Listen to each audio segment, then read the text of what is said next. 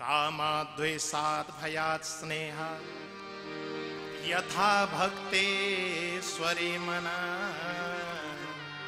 आवेश्य तदघं हित्वा बहवस्तद्गतिं गता।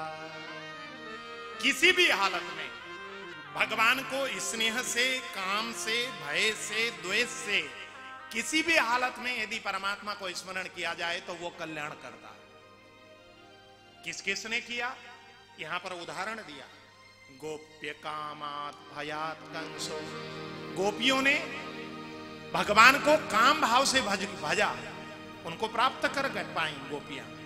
और कंस ने भगवान को भय मानकर, कृष्ण से डरता था ना वो डरने के कारण अहरनिश कृष्ण कृष्ण कृष्ण कृष्ण उसके दिमाग में घूमता था, तो उसके कारण कंस का कल्याण हुआ। गोप्य कामात् भयात् कंसो द्वेषा चैद्या दयो नृप। चेदी नरेश शिशुपाल भगवान से द्वेष करने के कारण भगवान से प्रेम करता था। हर समय द्वेष, देखो जिससे आप द्वेष करते हैं ना उसकी याद ज्यादा सताती है, उसकी ज्यादा याद आती है। आप बात में जिससे आप द्वेष करते हैं उसका बात में नाम बीच में ले ही आएंगे, उसकी चर्चा कुछ ना कुछ, अरे वो जो है ना, ले ही आएंगे तुरंत। द्वेषा चैद्या दयो नृप संबंधात वृष्णय स्नेहात। वृष्णि वंशियों ने भगवान के साथ संबंध के कारण उनके साथ संबंध भगवान का स्मरण किया। ये उपदेश नारद जी ने युधिष्ठिर जी को समझाई है। युधिष्ठिर जी कहते हैं कि हम लोग प्रेम के कारण भगवान को प्राप्त करेंगे।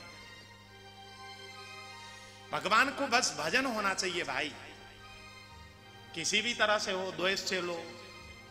वो एक कथा आती है ना, भगवान शंकर के मंदिर में एक घंटा लटका हुआ था, उसको चुराने के लिए जैसे ही चोर गया, भगवान शंकर के ऊपर पैर रख करके जब घंटी उठाने गया तो भगवान शंकर को लगा कि इसने तो सारा सर्वस्व मेरे ऊपर अर्पण कर दी है। भगवान प्रसन्न हो गए। जब भगवान प्रकट हुए तो वो भक्त बना, तब कोई ना कोई कारण बनता। सुखदेव भगवान परीक्षित महाराज के समक्ष वर्णन करते हुए बोलने लगे, जो प्रहलाद है, प्रहलाद वो हिरण्यकशिपु के घर में पैदा हुआ। ये जो हिरण्यकशिपु जो है, अपने भाई हिरण्याक्ष के वध के बाद भगवान नारायण से बदला लेने के लिए वो मन में सोच रहा था। बार बार वो गदा कंधे पर डालकर भगवान नारायण से युद्ध करने के लिए बैकुंठ की ओर चलता। रास्ते में बार बार शुक्राचार्य मिलते, वो डांट लगाकर बैरंग लौटा देते, मूर्ख नारायण से युद्ध करेगा, तू जानता है उनकी शक्ति कितनी है। बार बार लौटता था। आज भी हिरण्यकशिपु के मन में उत्कंठा जगी कि मैं आज तो बदला ले ही लेता हूं। ये गुरुजी बार बार रोकते हैं। कंधे में गदा डालकर लेकर के चला, रास्ते में मिले गुरुजी, डांट लगाई, मूर्ख तूने मेरी बात मानी नहीं, आज फिर नारायण से युद्ध करने चल दिया। इधर आ, तू जाकर यदि नारायण से युद्ध करना चाहता है तो पहले जाकर तपस्या कर। जैसे ही शुक्राचार्य ने तपस्या करने की बात कही, हिरण्यकशिपु गुरुदेव से सारी तपस्या की विधि सीख कर अपने घर में गया। अपनी पत्नी कयादू से बोलने लगा, देवी अब राजकाज की सारी जिम्मेवारी तुम्हारे ऊपर है, मैं तपस्या करने जा रहा हूं। विदा मांग कर गया वन में तपस्या करने। देवताओं को पता लगी, देवताओं ने बृहस्पति जी को बुलाया और बृहस्पति जी से कहा, गुरुदेव यदि हिरण्यकशिपु की तपस्या पूर्ण हो गई फिर तो हमको यहां से बोरी बिस्तर बांधना पड़ेगा, आपको भी जाना पड़ेगा। गुरुदेव इसलिए कुछ कीजिए। बृहस्पति जी ने एक तोते का रूप धारण किया और वहां पहुंच गए जहां हिरण्यकशिपु तपस्या करने के लिए पीपल के पेड़ के नीचे बैठा हुआ था। और पीपल के पेड़ के ऊपर आकर बार बार नारायण नारायण नारायण नारायण उच्चार करने लगे बृहस्पति जी। जब तोते के रूप में नारायण का नाम उच्चारण करते हुए हिरण्यकशिपु ने सुना, ये नारायण नाम से इसको चिड़न थी। जब तपस्या करने बैठा, नारायण नारायण की नाम जब इसके कान पर गूंजने लगी, अब इसकी तपस्या में मन लगेगी। अपने आसन से उठ खड़ा हुआ, पत्थर लिया, तोते को पत्थर मारा, तोता उड़ गया। अब हिरण्यकशिपु ने सोचा कि अब नहीं आएगा, लेकिन जैसे ही आंख बंद करके तपस्या करने लगा फिर से वो तोता आ गया और बार बार फिर नारायण नाम का उच्चारण जब किया। अब तो हिरण्यकशिपु सोचने लगा आज लगता है कि मुहूर्त ठीक से दिखाकर नहीं आया मैं।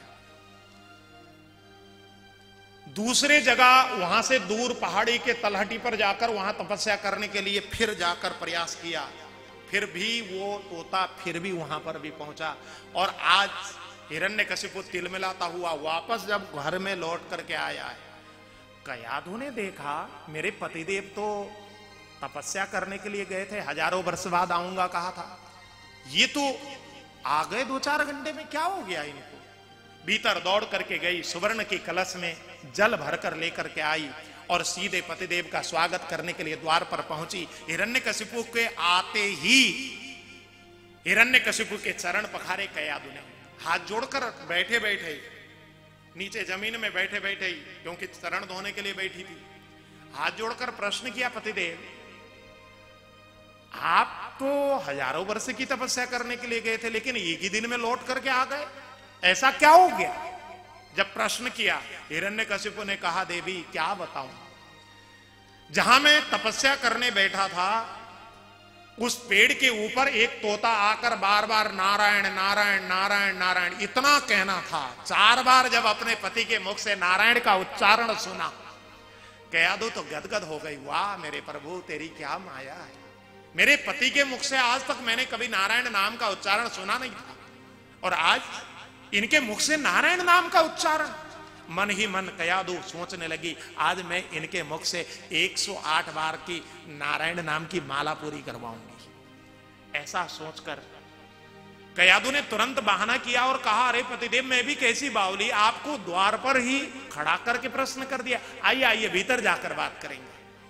भीतर लेकर के गई, आसन पर बिठाया, नीचे जमीन में बैठ गई, हाथ जोड़कर प्रश्न किया, पतिदेव आप कुछ बता रहे थे, आप तपस्या पूरी न करने के कारण बता रहे थे। हिरण्यकशिपु बताता गया और बोलते बोलते जैसे ही नारायण नारायण नारायण नारायण में पहुंचा, कयाधु ने पुनः बहाना किया और कहा, अरे पतिदेव आपको मैंने अभी तक जल पूछी नहीं और बात करने लग गई मैं जरा जल लेके आऊं। बहाना करके भीतर जल लेने गई, जल लेकर आई है गिलास में और जैसे ही पतिदेव को दिया, पतिदेव लीजिए जल पीजिए, और आप कुछ बता रहे थे वो बात बीच में रह गई, अब बताइए जरा। हिरण्यकशिपु फिर से बताने लगा, कयाधु मैं जहां बैठकर तपस्या करने बैठा वहां पर एक वृक्ष पर पेड़ पर एक तोता आया और वो बार बार नारायण नारायण नारायण नारायण का उच्चारण कर रहा था, इतना कहना था। कयाधु ने बात काटी, प्रभु मैं अभी जरा पहले भोजन लेकर के आऊं, उसके बाद आपकी बात अभी मेरी अधूरी रह गई है। इस प्रकार बहाना कर करके बार बार भीतर जाती है, कभी रोटी लेने के बहाने से, कभी सब्जी लेने के बहाने से बार बार प्रश्न भी पूछती जाती है और बार बार हिरण्यकशिपु के मुख से उच्चारण करवाती है नारायण नाम का। और आज रात्रि को जब सोने के लिए बिस्तर में पहुंचे हैं, अब कयाधु ने कहा, पतिदेव मैं दिन भर पूछती रह गई आज, लेकिन आपकी बात पूरी नहीं हो पाई, मैं पूरी बात नहीं सुन पाई। अब आप बताइए जरा, आपकी तपस्या पूर्ण क्यों नहीं हो पाई, क्यों तपस्या किए बिना वापस आ गए। हिरण्यकशिपु ने पूरी बात बताई, देवी मैं जहां बैठकर तपस्या कर रहा था उस पेड़ के ऊपर एक तोता आकर बार बार नारायण नाम का उच्चारण कर रहा था, और तुमको तो मालूम है मैं नारायण नाम से कितना चिड़न रखता हूं, नारायण नाम को सुनकर मुझे एलर्जी होने लगती है, इसलिए मैं वहां पर बैठकर तपस्या नहीं कर पाया। अब मैं ठीक से गुरुजी से मुहूर्त दिखाकर कल प्रातःकाल फिर से जाऊंगा। कयाधु का मन भर आया, आज मैंने अपने पति के मुखारविंद से मैंने 108 बार नारायण नाम का उच्चारण करवाया, मन गदगद हो गया कयाधु का। और आज ही जब इन्होंने लाइट बंद करके सोए हैं, कयाधु आज के रात्रि ही गर्भवती हुई है। भगवान का नाम 108 बार उच्चारण करने के बाद जब गर्भ धारण किया है, कयाधु के गर्भ में प्रहलाद का आगमन हुआ है। हिरण्यकशिपु प्रातःकाल कयाधु को गर्भवती करके तपस्या करने के लिए वन में गए और वन में जाकर इतना कठोर तपस्या किया। यहां पर भागवत में शब्द आया है, न ददर्श प्रतीक्षन्नम बल्मीक तृणकीचकै पिपीलिकाभिराचीर्ण मे त्वं मांस शोणितम। हिरण्यकशिपु ने इतनी कठोर तपस्या की, हजारों वर्ष की, पूरा शरीर बिल्कुल बल्मीक से ढक गया, दीमक लग गई पूरे शरीर पर, केवल हड्डी का ढांचा शरीर पर, और पूरा दीमक ने पूरा शरीर को पाट दिया, कुछ खाए पिए बिना।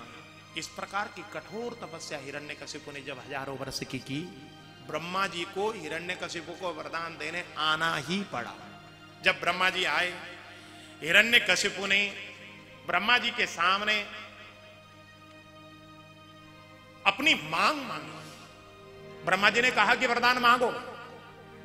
तब हिरण्यकशिपु ने वरदान मांगा, प्रभु मुझे अमर कर दो। ब्रह्मा जी ने कहा, भैया अमर तो मैं स्वयं नहीं हूं, जब मैं स्वयं अमर नहीं हूं तो तुझे मैं अमरता का वरदान कैसे दे सकता हूं। अब तो हिरण्यकशिपु ने कहा, यदि आप अमरता का वरदान नहीं दे सकते तो मुझे कई सारे वरदान देने होंगे। ब्रह्मा जी ने कहा, भैया जितना वरदान मांगना है मांग ले। अब तो हिरण्यकशिपु ने वरदानों की झड़ी मांगी, झड़ी लगा दी। हे ब्रह्मदेव, मुझे यदि वरदान देना चाहते हैं तो आप भूतेभ्यस्त्वद्भिस्त्रिभ्यो मृत्युर्मा भून्मम प्रभो।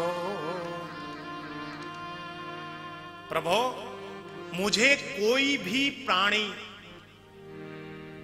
भूत अथवा अभूत, जन्म लेने वाला अथवा अजन्मा, कोई भी व्यक्ति मुझे न मार पाए। कोई मनुष्य न मार पाए, कोई पशु मुझे न मार पाए, मुझे कोई घर के भीतर न मार पाए, घर के बाहर न मार पाए, न मुझे दिन में कोई मार पाए, न रात में मार पाए, न पृथ्वी में मार पाए, न आकाश में मार पाए। अनेक प्रकार के, न मुझे अस्त्र मार पाए, न शस्त्र मार पाए। अनेक प्रकार के जब उसने वरदान मांगे, ब्रह्मा जी बिना कुछ सोचे समझे सीधे वरदान दे दिए और वहां से तुरंत भगते बने। ब्रह्मा जी तो चले गए, अब ये अट्टाहास करता हुआ आया है। हिरण्यकशिपु जब तपस्या करने गया था, इधर घर में घटना घटित हुई है। देवराज इंद्र कयादु का अपहरण करके लेकर के जाते हैं। नारद जी ने फटकार लगाई और नारद जी के संरक्षण में कयादु रही। और नारद जी तो हर समय हरिनाम का संकीर्तन करते। जब हरिनाम का संकीर्तन करते तो कयादु के गर्भ में जो बालक पल रहा था वो भगवान की भक्ति नारद जी के वाणी से वहीं पर उसने सीख ली। जब कयादु का 1 वर्ष बाद बालक पैदा हुआ, उसका नाम प्रहलाद नाम रखा गया। हिरण्यकशिपु जब आया है तपस्या करके, घर में लौटा है, उसने अपने पुत्र को देखा, गदगद हो गया। धीरे धीरे प्रहलाद बड़े हुए, 5 वर्ष के जब हुए, हिरण्यकशिपु ने कहा, अब मेरे पुत्र को गुरुकुल में पढ़ने भेजना चाहिए। गुरुकुल भेजा गया। गुरुदेव के शरण में जाकर प्रहलाद जी ने जब शिक्षा ग्रहण करना प्रारंभ की, 1 वर्ष तक पढ़ने के बाद हिरण्यकशिपु ने अपने पुत्र को बुलवाया। मैं एक बार देख तो लूं मेरा पुत्र की पढ़ाई ठीक हो रही है कि नहीं हो रही। अपने पुत्र से बहुत दुलार करता था हिरण्यकशिपु। और जैसे ही प्रहलाद आए, गोद में लिया। गोद में लेकर हिरण्यकशिपु ने जो प्रहलाद से प्रश्न की, हे प्रहलाद बेटा, तुमने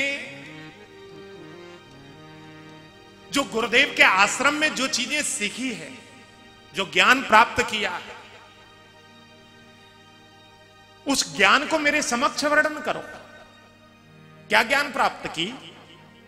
जैसे ही हिरण्यकशिपु ने यह बात कही, प्रहलाद जी गदगद हृदय से अपने पिताजी के सामने बोलने लगे, हे पिताश्री,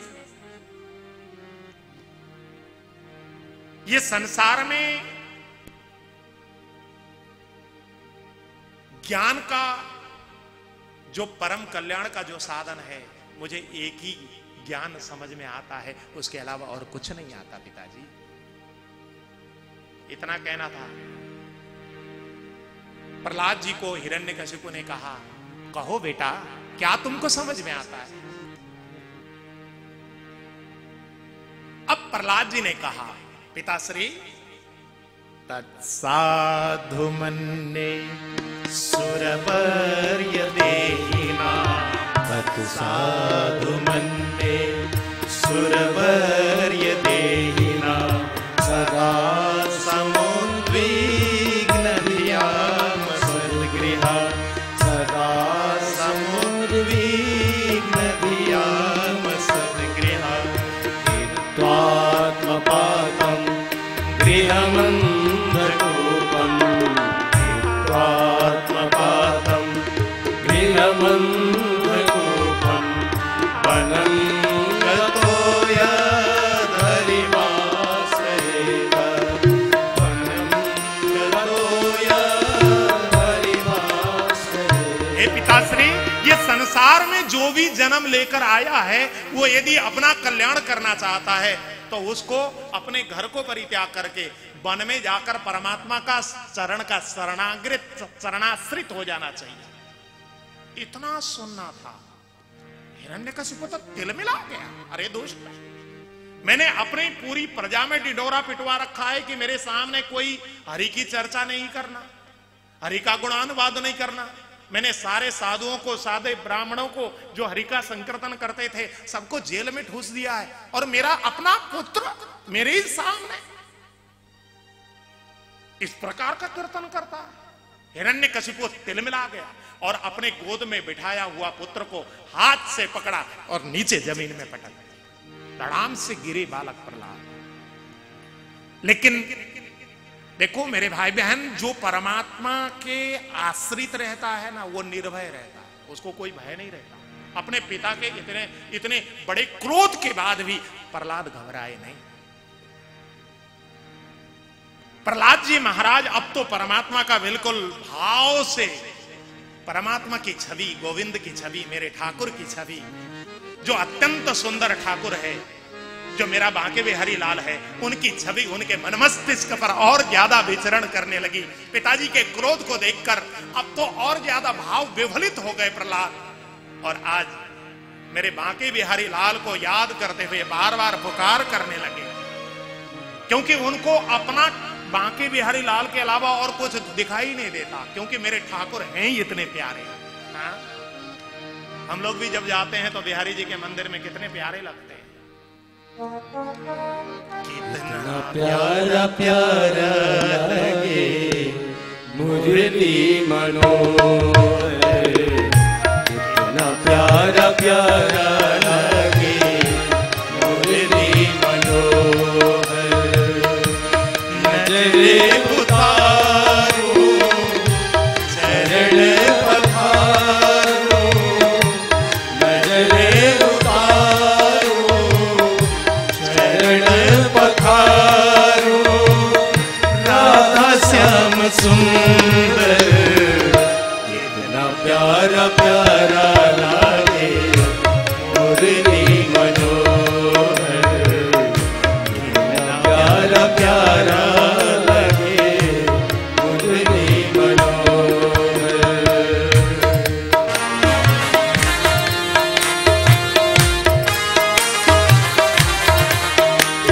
वृंदावन की धरती पर हम सब हैं मेरे भाई बहन, इसलिए जरा हाथ खोल लीजिए, हृदय खोल लीजिए और मेरे ठाकुर को पुकारते हुए भाव से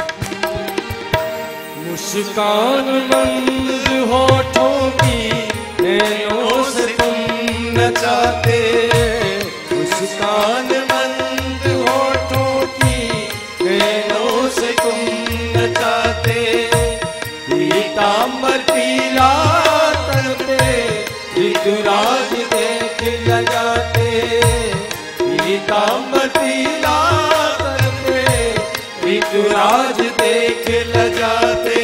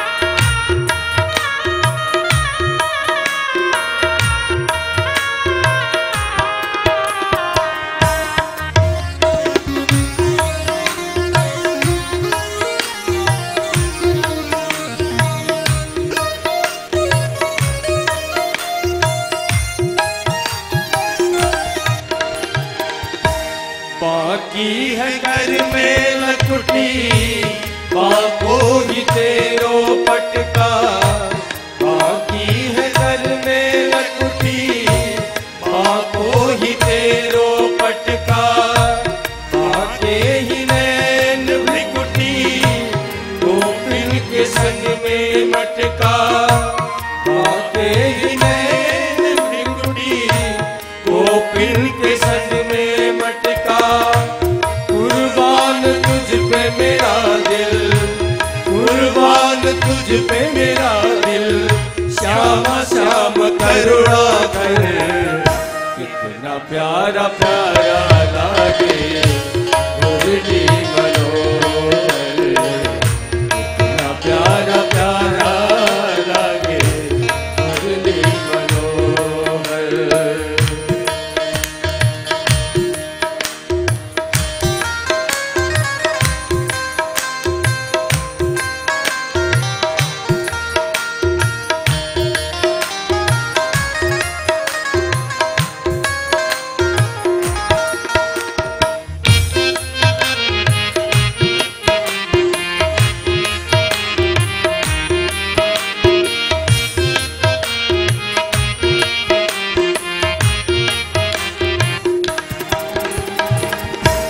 अखियाँ है प्यासी कब से, पुकारे ये मेरी श्वासें। अखियाँ है प्यासी कब से, पुकारे ये मेरी श्वासें। झलके जरा सी लग दे, दर्श को मेरा मन तरसे। झलके जरा सी लग दे, दर्श को मेरा मन तरसे। नंदन शरण में पवन, नंदन शरण में पवन। श्याम श्याम करुणा कर, कितना प्यारा प्यारा लागे मुरली मनोहर। कितना प्यारा प्यारा लागे मुरली मनोहर। नजरे उतारो, शरण पखारो। नजरे उतारो, शरण पखारो। राधा श्याम सुंदर, कितना प्यारा प्यारा लागे मुरली मनोहर। कितना प्यारा प्यारा लागे मुरली मनोहर।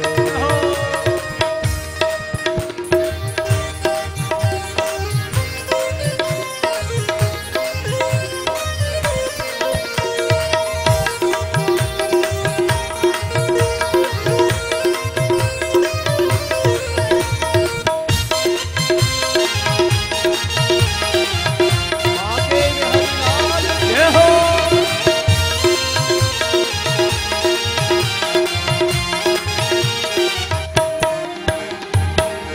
अखियाँ है प्यासी कब से, पुकारे ये मेरी श्वासें।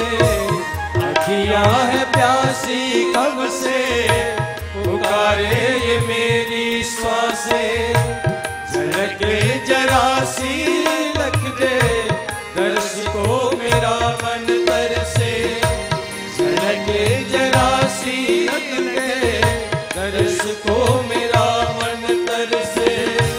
नंदन शरण में पवन, नंदन शरण में पवन। श्याम श्याम करुणा कर, कितना प्यारा प्यारा लागे मुरली मनोहर। कितना प्यारा प्यारा लागे मुरली मनोहर। नजरे उतारो, शरण पखारो। नजरे उतारो, शरण पखारो। राधा श्याम सुंदर,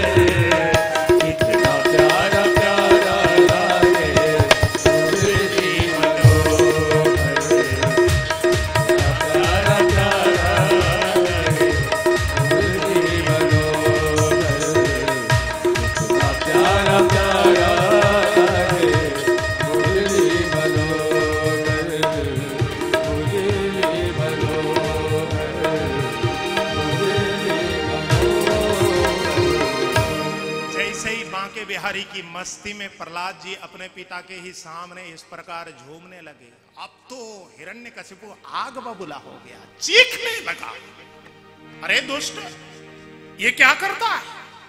आनीयता मरे बेत्र मस्माकम यशस्कर कुलंगारस्य दुर्बुद्धे चतुर्थोस्यो द्वितीय दम।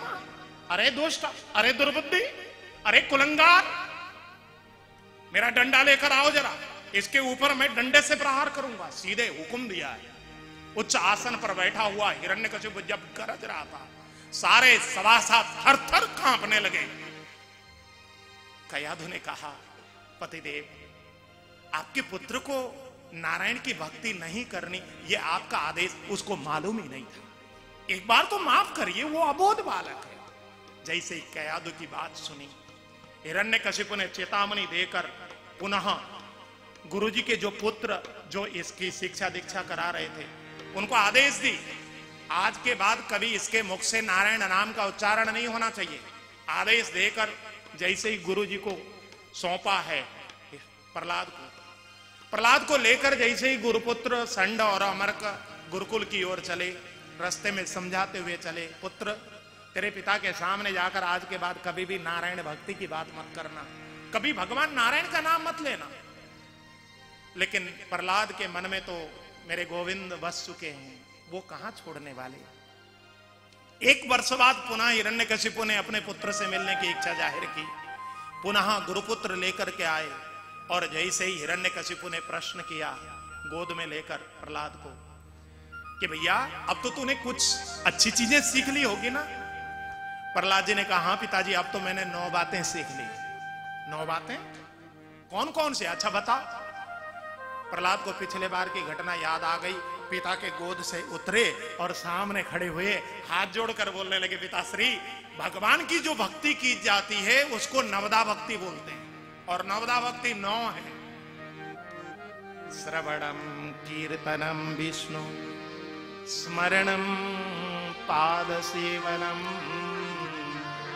अर्चनम बंधनम दास्यम सख्यमात्मनिवेदनम। जैसे ही नवदा भक्ति की बात हिरण्यकशिपु ने सुनी, आग बबूला हो गया, तिलमिला गया।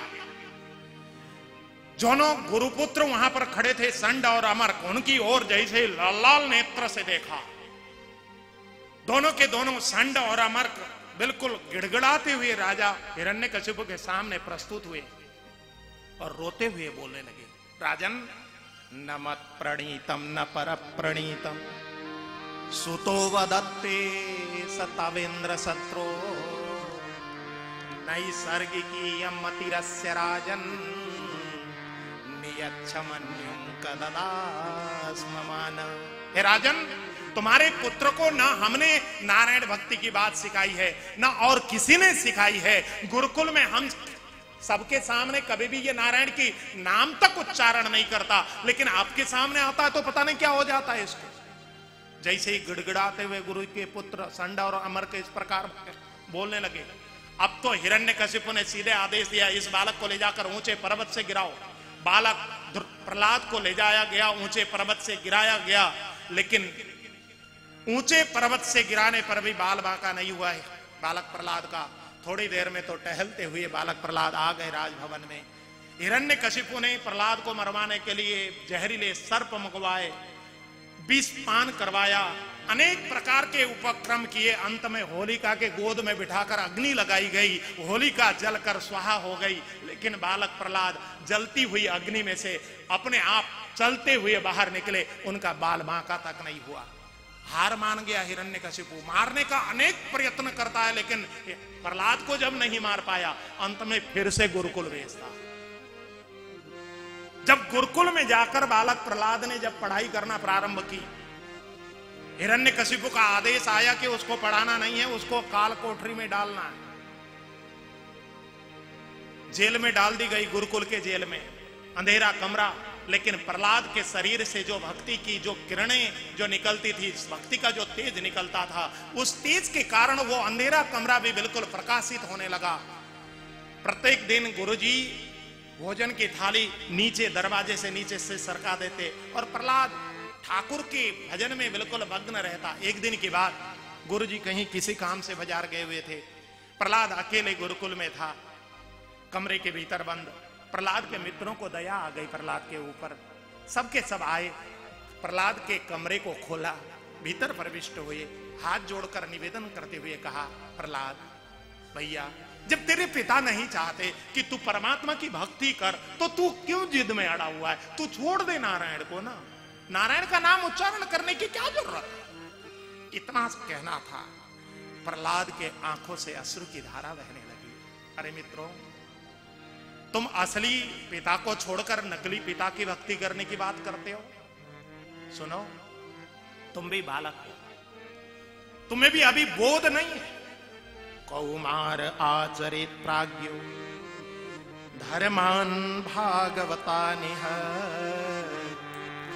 दुर्लभम मानुषम जन्म तदप्यधुर्वमर्थदम। हे मित्रों, ये मानव का चोला जो हमको मिला है, ये बड़ी दुर्लभता से मिला है। और ये मानव का जन्म लेने के बाद भी यदि हम हरि नाम का संकीर्तन न करें, हरि के शरणागत न हो, तो हमारा तो जीवन ही व्यर्थ हो जाएगा। अनेक ज्ञान दी है यहां पर।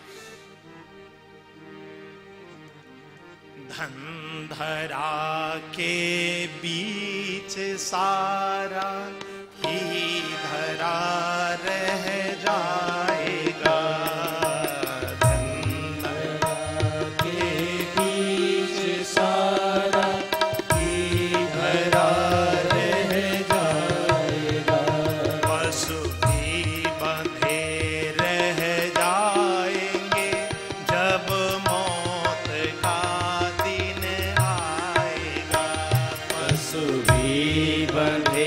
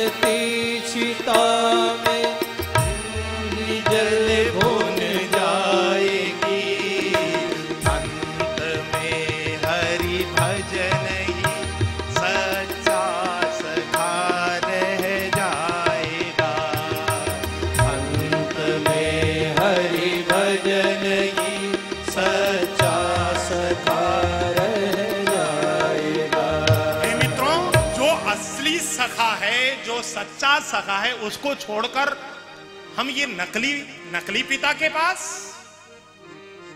एक बार एक राजा की सवारी रथ में सवार होकर पहाड़ी के रास्ते से कहीं जा रही थी।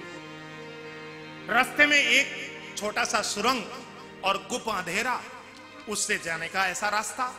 राजा को सूचना आई कि सबको रथ से उतरना होगा और इस अंधेरे कुएं में सिर झुकाकर ऐसे बिल्कुल धीरे से जाना होगा, नहीं तो बहुत लंबा रास्ता है। सबके सब रथ से उतरे और गुप्त अंधेरे उस सुरंग से वो लोग पैदल पैदल जाने लगे। तो सबको सूचना आ गई कि सबको अपने जूते चप्पल भी उतारने होंगे, क्योंकि बीच में कीचड़ है। यदि कीचड़ में जूते चप्पल अटक गए तो फिर तो अनर्थ हो सकता है। सबने अपने अपने जूते चप्पल उतार दिए, नंगे पैर उस सुरंग के भीतर जैसे ही सब लोग प्रविष्ट हुए तो वहां पर लोगों को कंकड़ियां चुभने लगी सुरंग के भीतर। तो लोगों को लगा, जो दूसरों का हित चाहने वाले लोग थे, उनको लगा कि जैसे हमको पीड़ा पहुंचा रही है ये कंकड़ियां, ऐसे ही हमारे पीछे आने वाले लोगों को पीड़ा नहीं पहुंचनी चाहिए। तो लोगों ने उन कंकड़ियों को अपने अपने हाथ से उठा लिया, किसी ने जेब में भरा, किसी ने हाथ में पकड़ा कि उधर बाहर ले जाकर फेंक देंगे। कुछ ने उठाया, कुछ ने नहीं उठाया। जो ना उठाने वाले थे उन्होंने सोचा हमने हमारे पैर में चुभा है तो दूसरे को भी पैर में चुभने चाहिए, हम क्यों उठाएं दूसरों के लिए। जो दूसरों का हित चाहते थे उन्होंने कंकड़ियां उठाई, जो हित नहीं चाहते थे उन्होंने कंकड़ियां नहीं उठाई। जब सुरंग पार हुए, उजाले पर पहुंचे, तो जिन्होंने कंकड़ियां उठाई थी उन्होंने सोचा कि इन कंकड़ियों के बोझ को क्यों ढोना, चलो इन कंकड़ियों को फेंकते हैं। अपने अपने जेब में से वो कंकड़ियां निकाल कर जैसे हाथ में देखा तो वो कंकड़ियां नहीं थी, वो तो बहुमूल्य हीरे जवाहरात थे। जैसे ही हीरे जवाहरात उन्होंने हाथ में पाए वो तो गदगद हो गए, अरे हमने हीरे जवाहरात प्राप्त कर ली। और जिन्होंने नहीं उठाए थे, दूसरों के हीरे जवाहरात देखी तो उनको लोभ आया, काश हमने भी उठाया होता। प्रहलाद जी अपने मित्रों को समझाते हुए कह रहे हैं कि मित्रों, ये संसार रूपी कुएं में जो भी मनुष्य जन्म लेकर आया है, दूसरों का कल्याण करने के लिए जो कंकड़ियां उठाएगा, अनेक प्रकार के कष्ट भोगते हुए भी परमात्मा के शरणागत हो जाएगा, उसको जब इस कुएं से बाहर निकलेंगे, इस सुरंग से, संसार रूपी सुरंग से जब बाहर निकलेंगे, उस समय हीरे जवाहरात की तरह ये जो नाम है ना, भगवान का जो नाम है, ये हीरे जवाहरात की तरह हाथ में लबालब भरा हुआ उसको प्राप्त होगा। जो हरिनाम का संकीर्तन नहीं करेगा, जो भगवान नाम का संकीर्तन नहीं करेगा, जो दूसरों का कल्याण के लिए कोई काम नहीं करेगा, उसके हाथ खाली के खाली रहेंगे और उस समय पछताने के अलावा और कुछ भी तो साहस नहीं बचेगा। ऐसा कहकर जब दिव्य उपदेश दिया प्रहलाद जी महाराज ने, अब तो प्रहलाद के मित्र सारे के सारे बोलने लगे, ऐसी बात है प्रहलाद, तो भैया हमको भी क्या करना चाहिए, कोई तरीका बता भैया, हमारे कल्याण का कोई साधन बता। प्रहलाद जी बोलने लगे, कल्याण का साधन कोई लंबा चौड़ा नहीं है, मेरे साथ गा भर लो बस, इसी से तुम्हारा कल्याण हो जाए। गाएं? क्या गाना है? प्रहलाद जी बोलने लगे कि भैया मैं जो गाऊं वही गाओ। अब प्रहलाद जी कीर्तन गाने लगे, केशव माधव हे देव मधुसूदन केशव माधव हे देव मधुसूदन हे देव मधुसूदन हे देव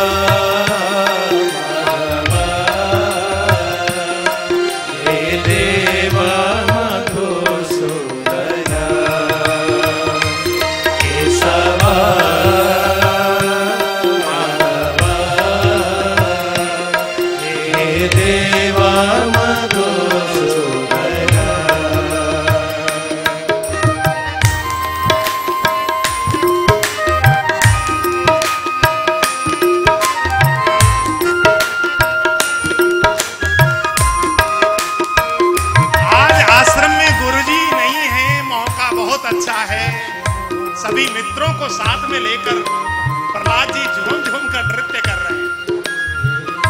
बाजार गए हुए गुरु जी के कान पर जब कीर्तन की आवाज आई, मन मन में गुरु जी सोचने लगे कि ये कीर्तन की आवाज कहीं गुरुकुल से तो नहीं आ रही। कान लगाकर सुना, लगा कि ये आवाज तो प्रहलाद के स्वर है।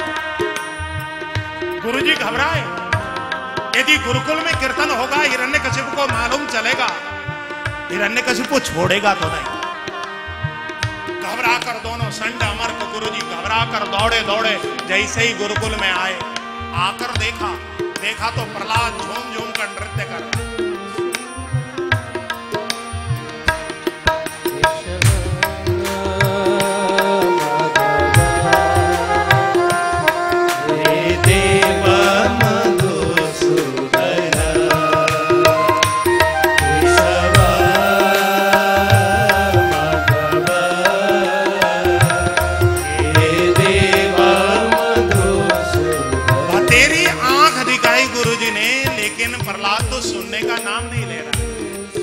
लगा कि जब तक इस प्रहलाद को इस मंडली से मैं बाहर नहीं निकालूंगा तब तक ये कीर्तन बंद करेगा नहीं। अब तो गुरुजी ने प्रहलाद को उस मंडली से बाहर निकालने के लिए जैसे ही प्रहलाद के हाथ पकड़कर खींचना चाहा, प्रहलाद के शरीर में जो हरिनाम की संकीर्तन का करंट की जो धारा बह रही थी, उस धारा ने गुरुजी को भी अपने गिरफ्त में लिया और गुरुजी भी प्रहलाद की मंडली में शामिल होकर झूम झूम कर नृत्य करने लगे।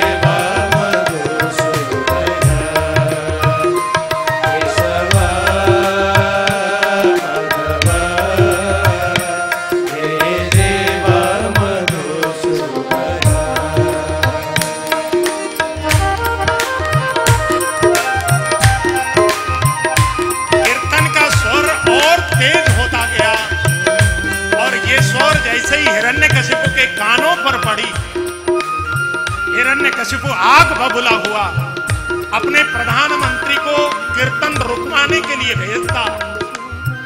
और जैसे ही प्रधानमंत्री गुरुकुल में पहुंचे, गुरुकुल में जाकर जो दृश्य देखा प्रधानमंत्री, देखते ही प्रधानमंत्री तो घबरा गए। अरे ये गुरुजी कीर्तन करवाते हैं। सभी गुरुकुल में कीर्तन की स्वर लहरियां चल रही है। प्रधानमंत्री ने बतेरा आंख दिखाई, बंदूक दिखाए, कोई डरने को तैयार नहीं। प्रधानमंत्री को भी लगा कि इस प्रहलाद को जब तक इस मंडली से बाहर नहीं निकालूंगा तब तक ये कीर्तन बंद नहीं होगा। ऐसा सोचकर प्रधानमंत्री ने भी जाकर जैसे ही प्रहलाद के हाथ पकड़कर खींचना चाहा, प्रहलाद के शरीर के हरिनाम के करंट ने उस हिरण्यकशिपु के प्रधानमंत्री को भी अपने गिरफ्त में ले ली और वो भी झूम झूम कर नृत्य करने लगा।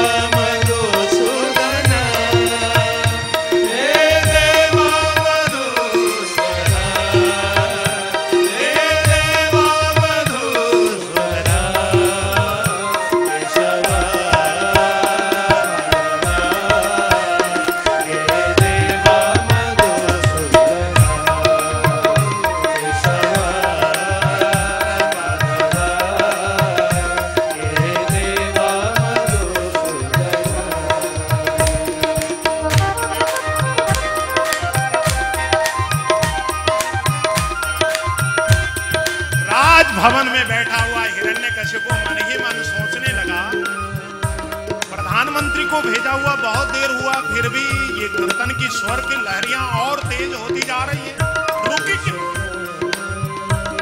मुझे लगता है कि मेरा प्रधानमंत्री कीर्तन को रोकने में समर्थ नहीं हुआ होगा, मुझे स्वयं जाना पड़ेगा। हाथ में तलवार लेकर हिरण्यकशिपु क्रोध के मारे आग बबूला होकर जैसे अपने राजभवन से चला है गुरुकुल की ओर। कीर्तन की स्वर लहरियां सबको मोहित कर रही है।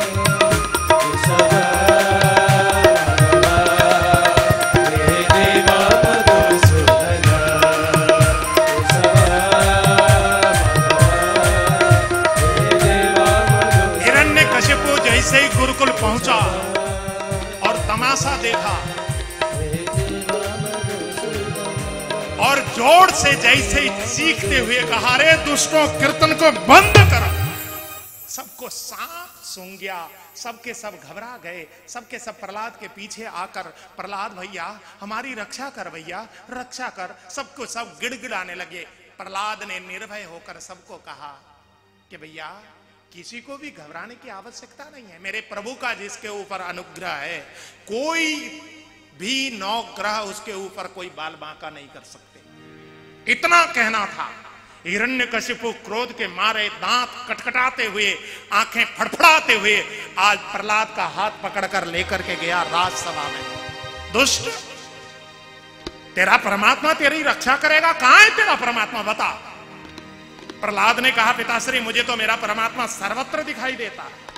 हे दुर्वनीत मंदात्मन कुलवेद करादम स्तब्धम मच्छनोस्भूतम नेस्से त्वाद्य यमक्षयम। आज मैं तुझे यमलोक का दर्शन करा दूंगा। तेरा परमात्मा का दर्शन तो कभी होता नहीं होगा तुझे, तेरी कोरी कल्पना है। बता, मेरे अलावा तेरा परमात्मा यदि कहीं है तो कहां है, बता। इतना कहना था। प्रहलाद जी बोलने लगे, मुझे तो सर्वत्र दिखाई दे रहा है मेरा परमात्मा, आपको नहीं दिखता। तो पिताजी लगता है आप बूढ़े हो गए हो ना, अपनी नेत्र की ज्योति एक बार ठीक करा लो, परमात्मा दिखने लग जाएगा। इतना कहना था। हिरण्यकशिपु आग बबूला हो गया।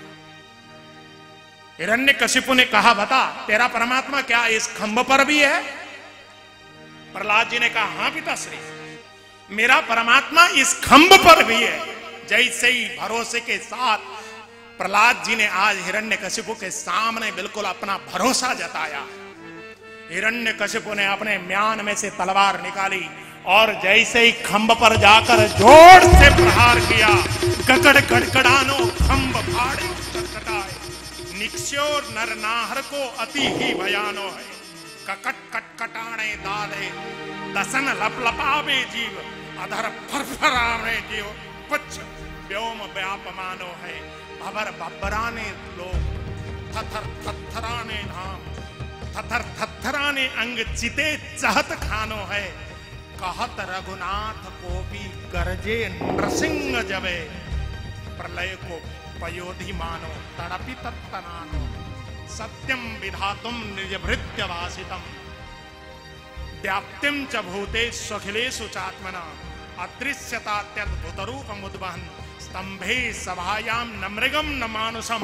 आज भगवान नृसिंह खंभ फाड़कर प्रकट हो गए और आज बिल्कुल नृसिंह अवतार के उस विकराल काय स्वरूप को देखकर हिरण्यकशिपु थर थर कांपने लगा। नृसिंह भगवान बिल्कुल अपने हाथों को आगे करके, लंबे लंबे नाखूनों को आगे करते हुए, आंखों से अग्नि की ज्वाला प्रकट करते हुए जैसे ही आगे बढ़े और जाकर हिरण्यकशिपु के छाती को पकड़ा, घसीट कर लेकर आए, अपने गोद पर रखा और कहा, दुष्ट तो कहता है कि भगवान कहीं भी दिखाई नहीं देता, आप देख ले, दिखाई दिया? हिरण्यकशिपु थरथरा रहा। हिरण्यकशिपु ने कहा, तुम मुझे नहीं मार सकते। भगवान ने कहा, क्या कमी है? हिरण्यकशिपु ने कहा, मुझे ब्रह्मा जी का वरदान है। भगवान ने कहा, क्या वरदान है? हिरण्यकशिपु ने कहा, मुझे कोई मनुष्य नहीं मार सकता, कोई पशु नहीं मार सकता। भगवान बोलने लगे, तेरे लिए ही मैं नरसिंह अवतार लेकर आया हूं। ना मैं मनुष्य हूं, ना मैं पशु हूं, मैं तो नरसिंह हूं। हिरण्यकशिपु ने कहा, मुझे कोई पृथ्वी में नहीं मार सकता, आकाश में नहीं मार सकता। भगवान ने कहा कि इस समय मैंने तुझे गोद में बिठाया है, ये पृथ्वी भी नहीं है और ये आकाश भी नहीं है। हिरण्यकशिपु ने कहा, घर के भीतर मुझे कोई नहीं मार सकता, घर के बाहर नहीं मार सकता। भगवान ने कहा, तुझे लेकर मैं द्वार पर बैठा हूं, न ये घर का भीतर है न ये घर का बाहर है। मुझे कोई दिन में नहीं मार सकता, रात में नहीं मार सकता। भगवान बोलने लगे, एक बार जरा खिड़की से बाहर देख ले, इस समय न तो दिन है न तो रात्रि है, ये तो संध्या का समय है। हिरण्यकशिपु ने कहा, फिर भी तुम नहीं मार सकते, मुझे भगवान ब्रह्मा जी के द्वारा बनाए हुए 12 महीने में कोई नहीं मार सकता। भगवान बोलने लगे, मूर्ख, मैं पूरी तैयारी के साथ आया हूं। ये जो 13वां महीना अधिक मास जो मैंने बनाया है ना, जिसको पुरुषोत्तम मास बोला जाता है, जिसको अधिक मास बोला जाता है, ये केवल और केवल तेरे वध के लिए मैंने बनाया है। ये इस समय अधिक मास चल रहा है और अधिक मास में ही तेरा वध करूंगा। इतना कहना था। हिरण्यकशिपु बोलने का लगा, फिर भी तुम नहीं मार सकते। क्यों नहीं मार सकता? अब तो हिरण्यकशिपु बोलने लगा कि मुझे कोई अस्त्र नहीं काट सकता, शस्त्र नहीं काट सकता। भगवान बोलने लगे, बावले तेरे कारण मुझे 2 साल तक ये नाखून बढ़ाने पड़े हैं, देख कितनी सेवा करनी पड़ी है अपने नाखूनों की, और लोग मुझे सूप जैसे नख होने के कारण मुझे सूप नखा भी बोलने लग गए हैं, देख ले। इतना कहना था, हिरण्यकशिपु थरथराने लगा। और भगवान नृसिंह ने आज हिरण्यकशिपु के पेट पर जैसे ही नाखून गाड़े और जैसे ही खाड़ा, हिरण्यकशिपु के 2 टुकड़े कर दिए। और भगवान नृसिंह के क्रोध को कोई शांत नहीं कर पा रहा। सभी देवता पुष्प वृष्टि करने लगे, लेकिन नृसिंह भगवान का क्रोध और ज्यादा और उग्र होते जा रहे हैं। नारद जी महाराज दौड़कर गए, महालक्ष्मी के पास जाकर सूचना दी, महालक्ष्मी जी भगवान नारायण बहुत क्रोधित हैं, उनके क्रोध को शांत करने वाली तो केवल आप ही हैं, आप जरा चलिए।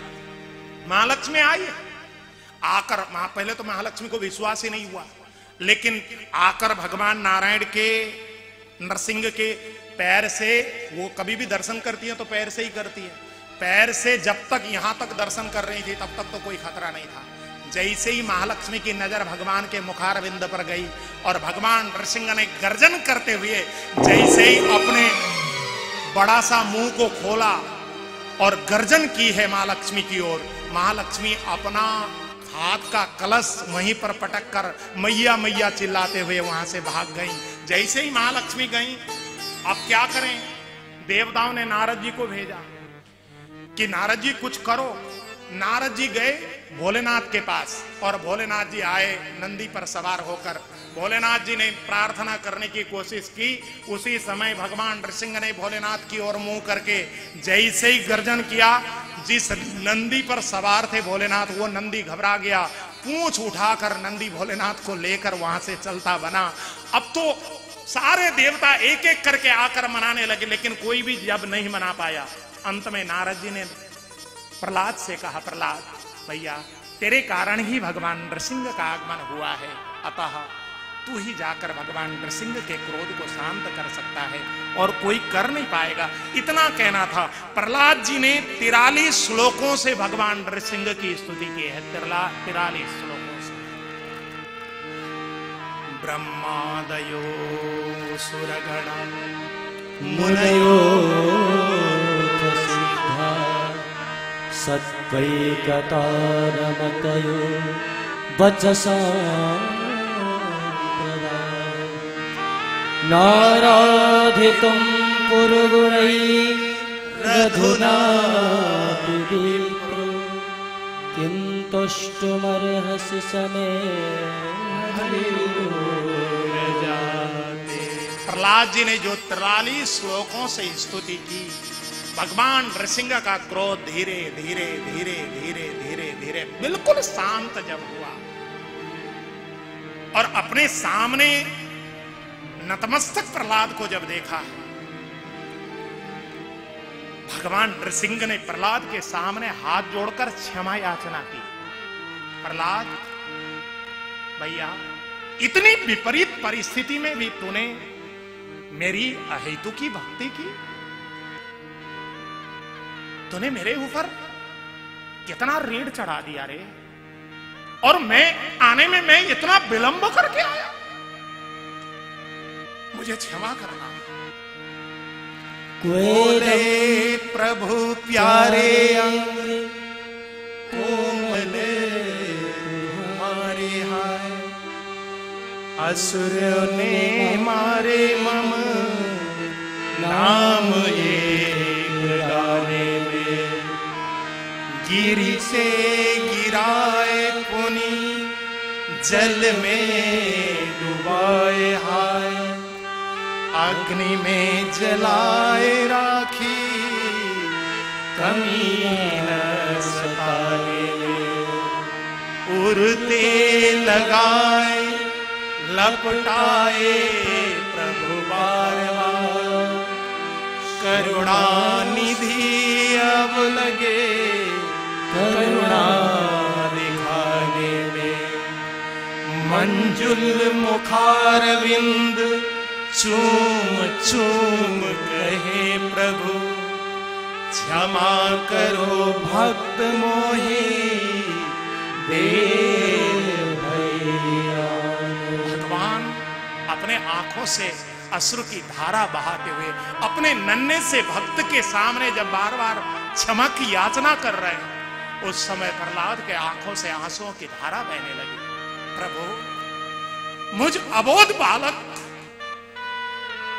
इतना सहन नहीं कर पाएगा प्रभु, ये शब्द आप उच्चारण मत कीजिए प्रभु, मैं सहन नहीं कर पाऊंगा, मैं तो अबोध बालक को आप क्षमा मेरे से मांगेंगे। रो पड़ा प्रहलाद, रो पड़ा। भगवान ने प्रहलाद को अपने गोद में बिठाया, अपने जीभ से प्रहलाद के जब गाल चाटने लगे हैं भगवान, सभी देवताओं के सांसें थम गई। अरे हम तो नरसिंह भगवान के सामने स्तुति तक करने की क्षमता नहीं, और ये अबोध सा छोटा सा नन्हा सा बालक भगवान के गोद में बैठकर और वो विकराल काय भगवान के द्वारा चाटा जा रहा। सभी देवता अपनी सांसों को रोककर पुष्प की वृष्टि कर रहे हैं। भगवान नरसिंह ने प्रहलाद को अपने गोद से उठाकर लेकर के गए, हिरण्यकशिपु के राज सिंहासन पर बिठाया, राज तिलक की और कहा, पुत्र मैं जानता हूं तुम कुछ मुझसे मांगोगे नहीं, लेकिन फिर भी तुमको एक वस्तु तो मांगना ही होगा। जब कहा, प्रहलाद जी ने कहा, प्रभु यदि आपका ऐसा आज्ञा है तो आपसे यदि मांगना ही मुझे होगा, आप मंगवा के तो रहेंगे, मैं यदि ना भी करूंगा तो भी आप करवा लेंगे जो करना चाहेंगे। इसलिए प्रभु मैं आपसे याचना करता हूं, मेरे पिताजी कुछ भी थे, कैसे भी थे तो मेरे पिता ना, आपसे केवल इतनी विनती है, मेरे पिता को नरक में मत भेजना, उनको अपने चरणाश्रित अवश्य बना देना, मेरी याचना केवल इतनी है प्रभु। इतना कहकर प्रहलाद ने जैसे ही भगवान के चरणारविंद में अपना माथा रखा, भगवान ने कहा, प्रहलाद तेरे जैसे भक्त जिस वंश में पैदा होते हैं ना, उसकी 7 पीढ़ी आगे की और 7 पीढ़ी बाद की, उसको तो किसी प्रकार की कोई बात ही नहीं, उसको तो सीधे मेरा धाम सुलभ होता ही है भैया, तुझे मांगने की आवश्यकता है। प्रहलाद बीच गया, भगवान के चरणारविंद पर बीच गया।